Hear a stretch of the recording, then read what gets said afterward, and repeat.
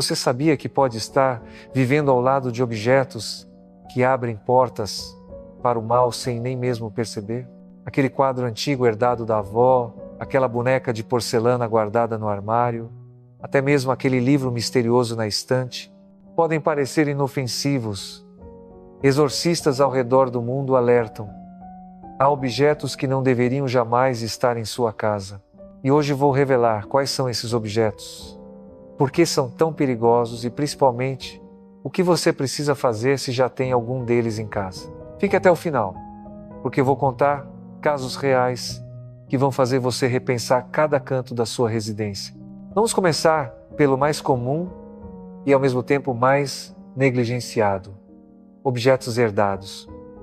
Muitos de nós recebemos coisas de familiares que se foram, joias, móveis, roupas, quadros, e guardamos com carinho, pensando que estamos honrando a memória deles. Mas aqui está a verdade que poucos falam. Nem todo objeto herdado carrega apenas memória boa. Alguns carregam história sombria, dor, mágoa, até mesmo envolvimento com práticas que não são de Deus.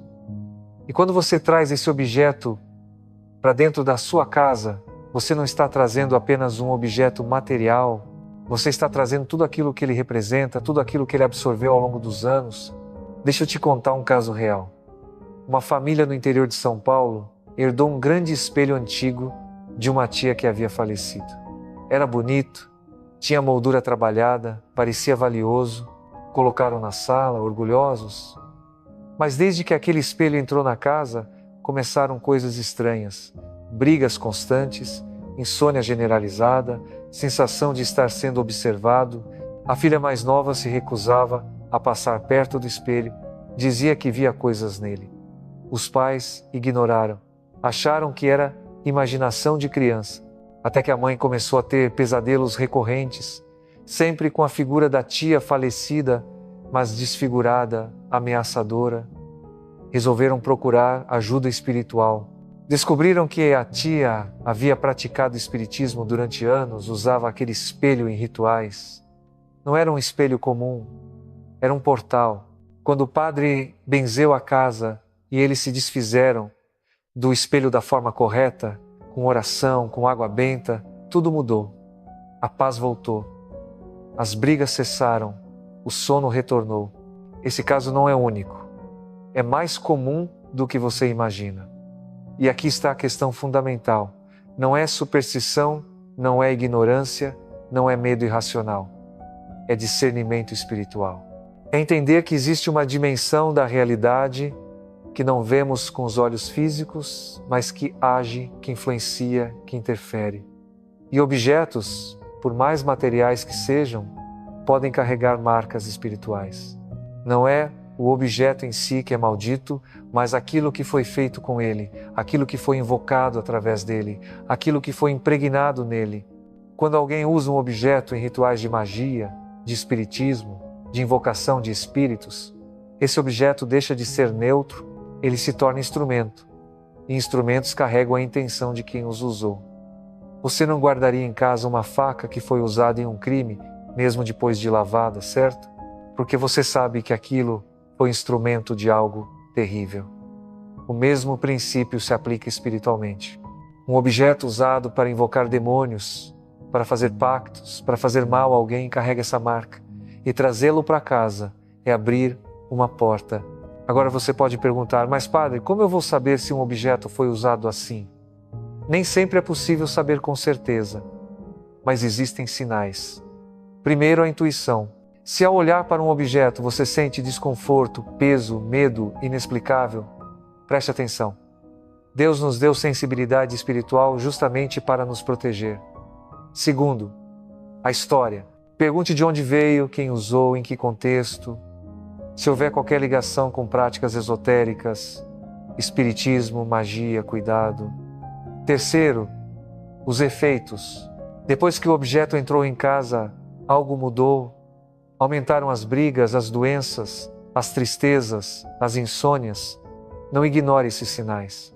Podem ser avisos espirituais. E quando você identifica um objeto assim, o que fazer? Não basta jogar no lixo, não basta doar. É preciso desfazer-se dele espiritualmente. Chame um sacerdote, faça uma bênção. Se for necessário, queime o objeto com oração, com renúncia consciente a qualquer ligação espiritual que ele possa ter. Porque não é apenas sobre se livrar fisicamente do objeto, é sobre romper espiritualmente aquilo que ele representa. Conheço uma senhora que guardava colares e anéis de uma avó que praticava macumba. Ela não sabia, pensava que eram apenas joias bonitas. Começou a usar e sua vida desmoronou. Perdeu o emprego, adoeceu, entrou em depressão profunda, até que uma amiga percebeu e lhe contou sobre a avó. Fizemos uma oração de libertação, ela renunciou àqueles objetos, se confessou, comungou, e aos poucos tudo foi se reorganizando. Conseguiu novo emprego, a saúde melhorou, a paz voltou. Não foi coincidência, foi libertação real. E aqui vale uma distinção fundamental. Não estou dizendo que devemos viver com medo de tudo, nem que cada objeto usado seja maldito, mas estou dizendo que devemos viver com vigilância, com discernimento, com responsabilidade espiritual. Porque o demônio é real e usa o que pode para entrar onde não deveria estar. Ele não respeita a matéria como neutra, ele a usa. E quando um objeto foi usado para o mal, para invocar o que não é de Deus, esse objeto carrega uma marca, não mágica, mas real. Vamos falar agora sobre livros. Muitos me perguntam, padre, posso ter livros sobre esoterismo, magia, ocultismo? E respondo sempre o mesmo, para quê?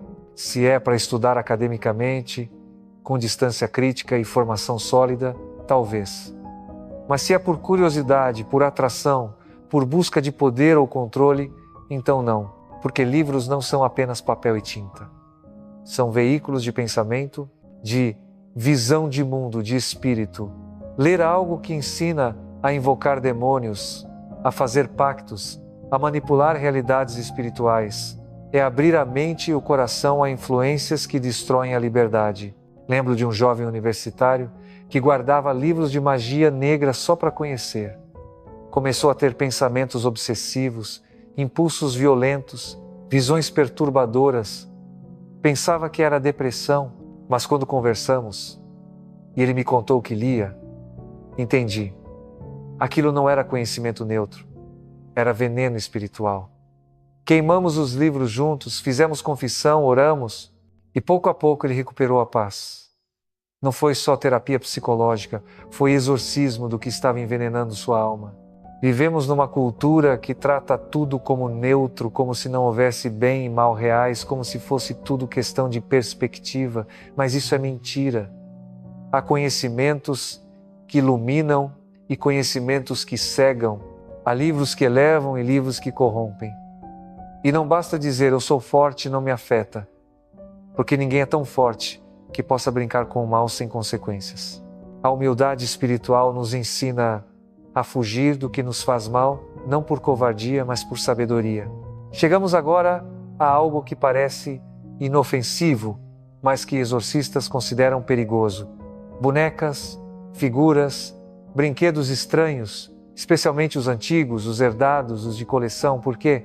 Porque esses objetos, por sua forma humanizada, têm uma capacidade simbólica enorme de absorver energia, intenção, até realidade espiritual. Não estou dizendo que toda boneca está possuída, seria ridículo. Mas estou dizendo que há bonecas que foram usadas em rituais, que carregam histórias sombrias, que geram um mal-estar inexplicável. O caso de Annabelle é conhecido, mas não é o único. 2 enfermeiras receberam uma boneca de presente. Começaram a ver movimentos, mensagens escritas, aparições. Chamaram investigadores, descobriram que não era a boneca que estava possuída, mas que um demônio usava a boneca como ponto de manifestação. Hoje, ela está trancada, consagrada, vigiada, e não é superstição, é prudência real diante do mal real. Quantas vezes pais me contam que o filho tem medo de uma boneca, que não consegue dormir com ela no quarto, que sente algo estranho, e os pais insistem, é só uma boneca, não seja bobo. Mas a criança sabe. A criança sente o que o adulto racionaliza demais. E se um objeto, seja boneca, seja quadro, seja qualquer coisa, gera medo, mal-estar, peso, a solução é simples: remover.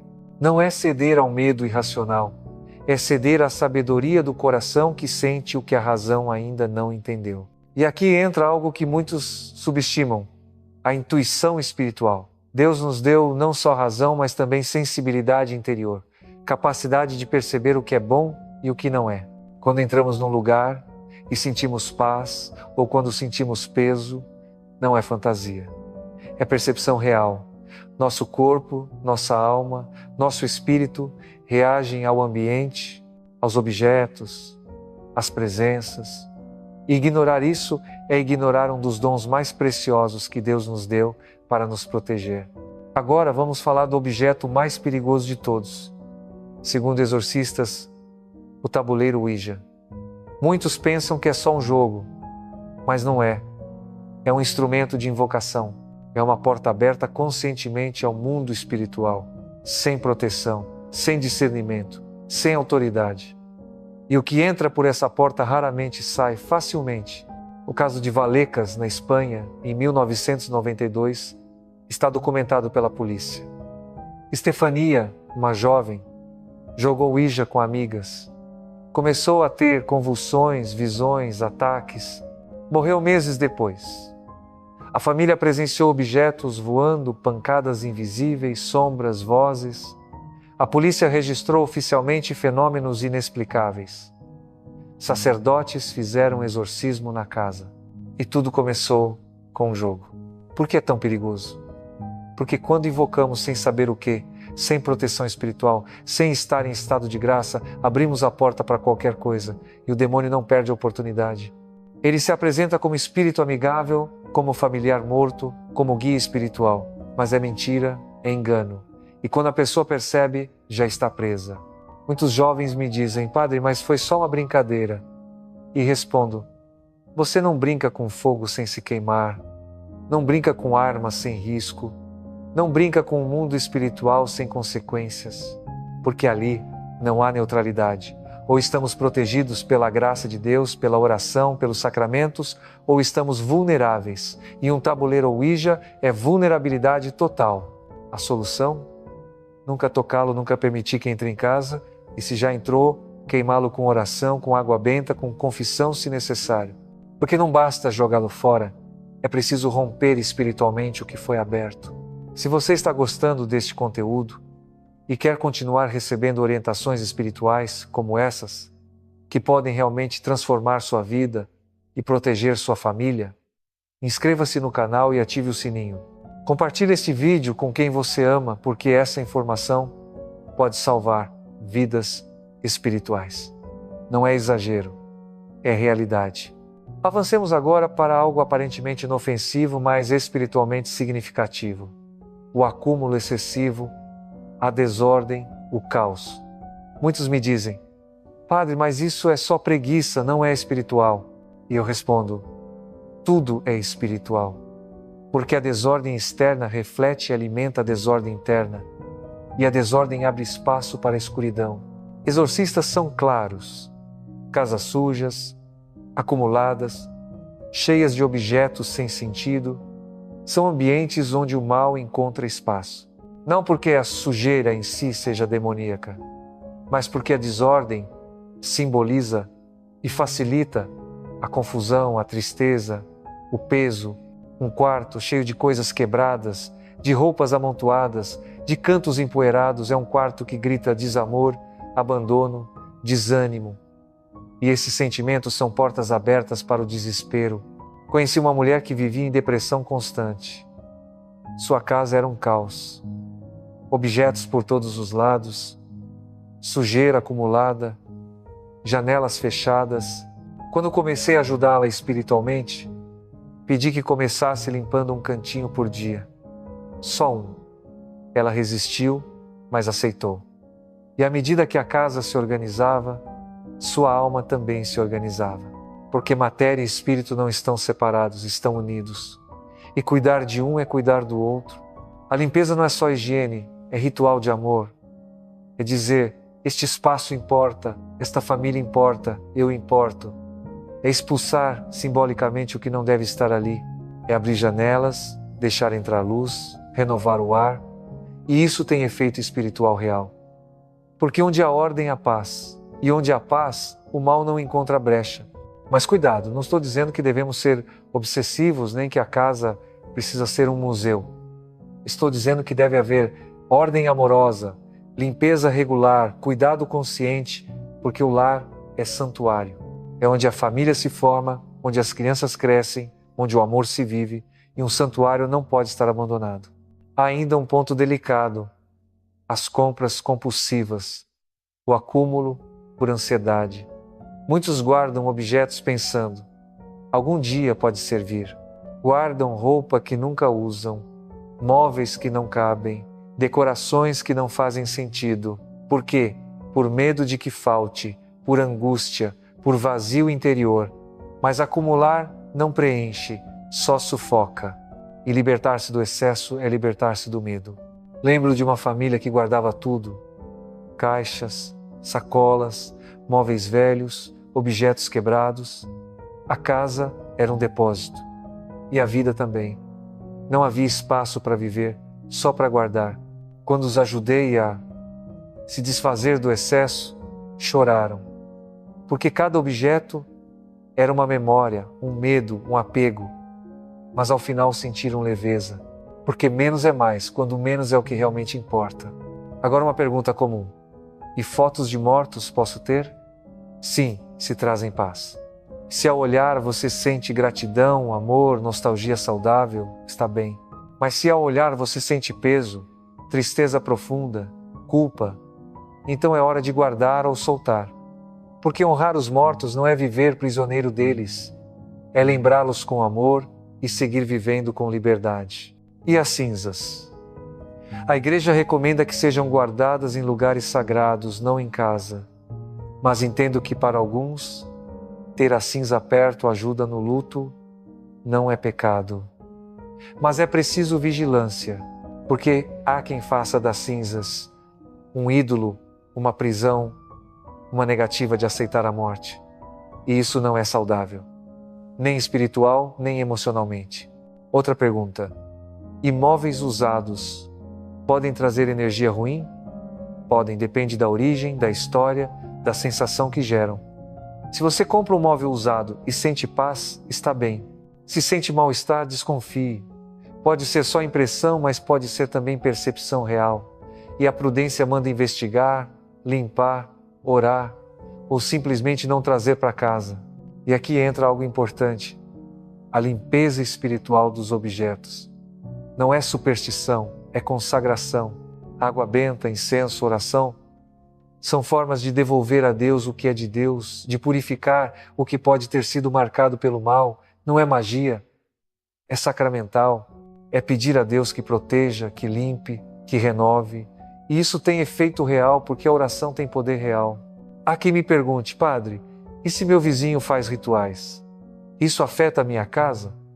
Pode afetar, sim, mas a proteção não é medo, é oração. É manter a própria casa em ordem, benzida, consagrada. É viver em estado de graça. Porque o mal não entra onde não lhe é permitido. E a graça de Deus é a melhor proteção. E os animais? Gatos e cães sentem energia? Sim, sentem.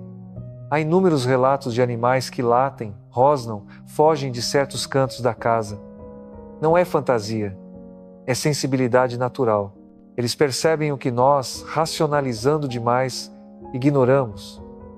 E prestar atenção ao comportamento deles pode ser sinal de alerta. Agora, uma reflexão profunda. Por que tudo isso importa? Porque o lar é a extensão da alma.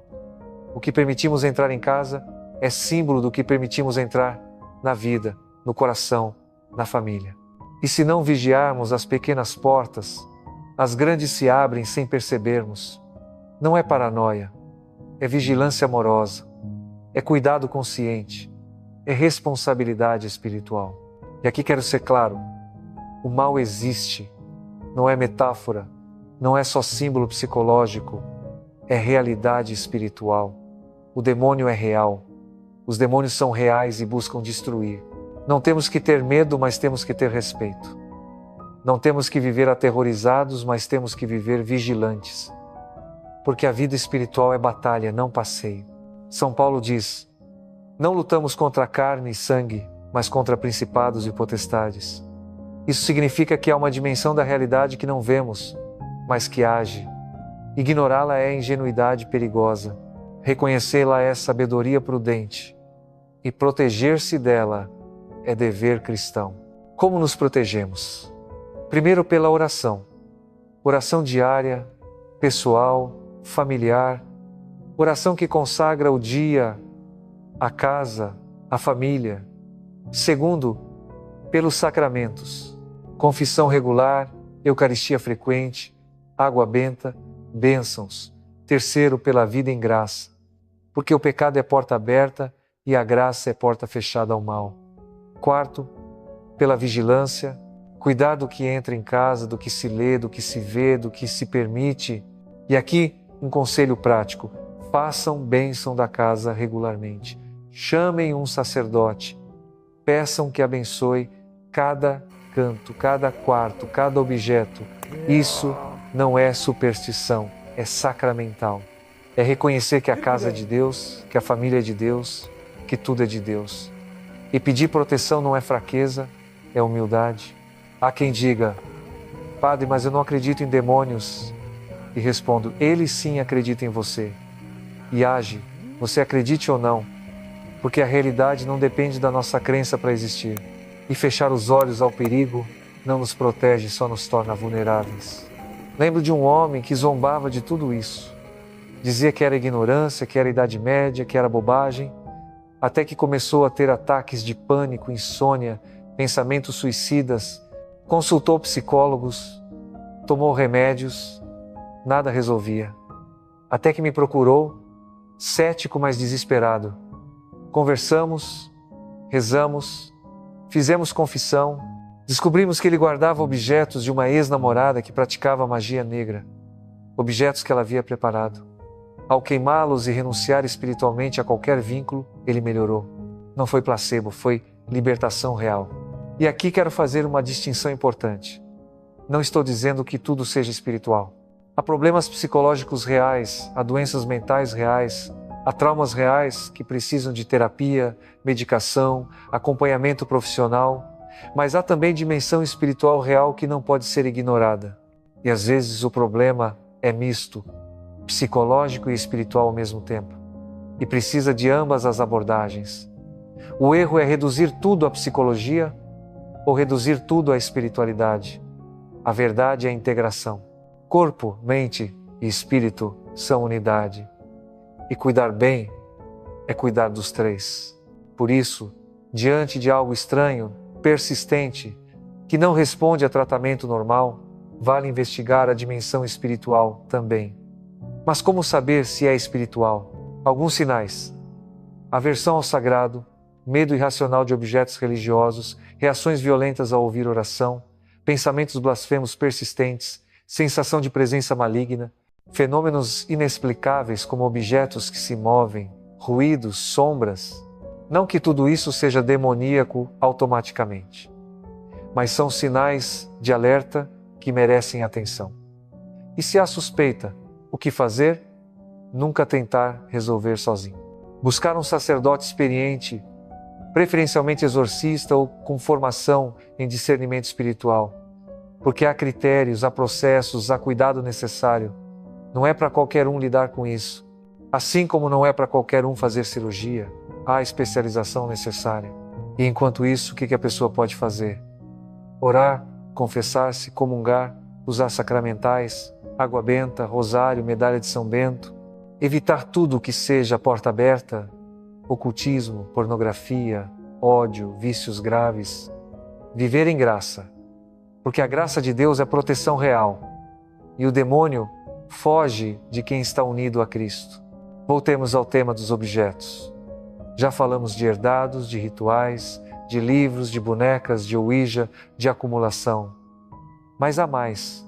Há objetos que são aparentemente inocentes, mas que carregam um simbolismo negativo, caveiras decorativas, imagens violentas, símbolos de morte, de desespero, de trevas.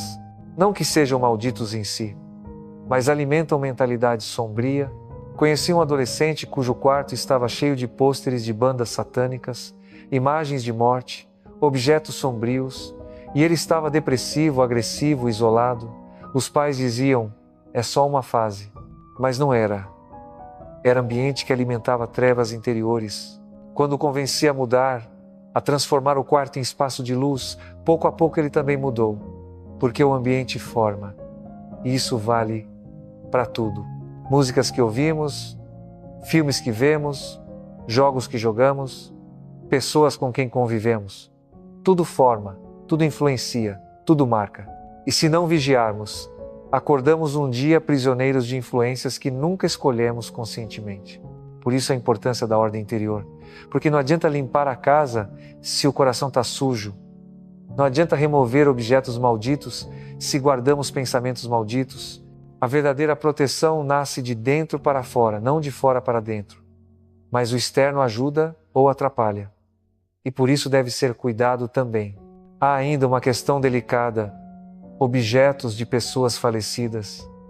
Muitos guardam tudo: roupa, sapatos, objetos pessoais, e fazem do quarto do falecido um santuário intocável.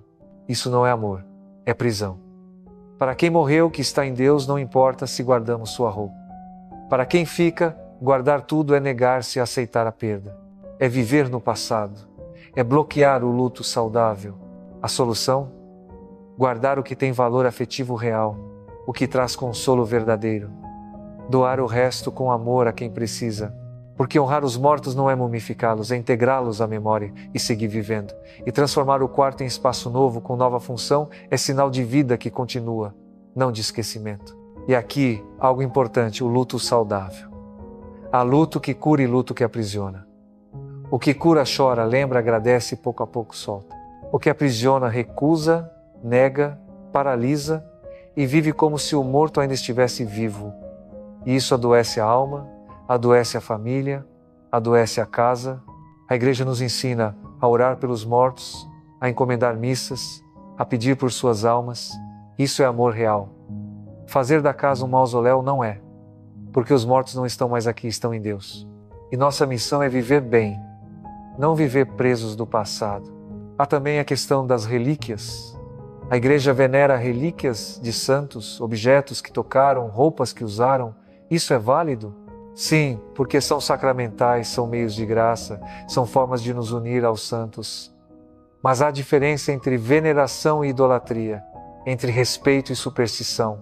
Venerar é pedir intercessão, reconhecer santidade. Idolatrar é tratar o objeto como se tivesse poder próprio sem Deus. Por isso, ter em casa imagens de santos, crucifixo, água benta, rosário é bom, mas sempre com consciência de que são meios, não fins, que apontam para Deus, não substituem Deus e que devem estar limpos, bem cuidados, respeitados, não jogados em qualquer canto. Lembro de uma casa onde o crucifixo estava coberto de poeira, esquecido em cima de um armário, e a família se queixava de que não tinha proteção. Mas como Deus vai proteger quem o trata com descuido? Não é que Deus se ofenda, mas é que mostramos com isso que não valorizamos, que não levamos a sério. E quem não leva a sério a fé, não recebe dela o fruto pleno. A ordem da casa reflete a ordem da alma. E a ordem da alma nasce da vontade bem educada, da consciência limpa, da intenção reta. Por isso, não basta ordenar, é preciso converter-se. Não basta limpar, é preciso santificar. Não basta remover o mal, é preciso trazer o bem. E o bem supremo é Deus, presença de Deus na família, na oração, nos sacramentos, na vida em graça. Porque onde Deus está, o mal não entra. Onde há amor verdadeiro, não há espaço para trevas. Onde há perdão, não há rancor. Onde há ordem, não há caos. Por isso o caminho não é ter medo de tudo, mas ter cuidado com tudo. Não é viver paranoico, mas viver vigilante. não é rejeitar o mundo, mas santificá-lo, porque tudo é de Deus. E tudo pode ser usado para o bem ou para o mal, dependendo da intenção e da graça. Quando permitimos que entre em casa aquilo que nos afasta de Deus, estamos construindo nossa própria prisão. Mas quando escolhemos com liberdade, com consciência, com amor, aquilo que nos aproxima de Deus, estamos construindo o santuário. E o lar deve ser santuário, lugar de paz, de amor, de graça, não perfeito, mas ordenado, não imaculado, mas cuidado, não sem conflitos, mas com vontade de resolvê-los. Isso começa pelas pequenas coisas. Por olhar cada canto e perguntar, isso está aqui por quê? Isso me faz bem? Isso glorifica a Deus?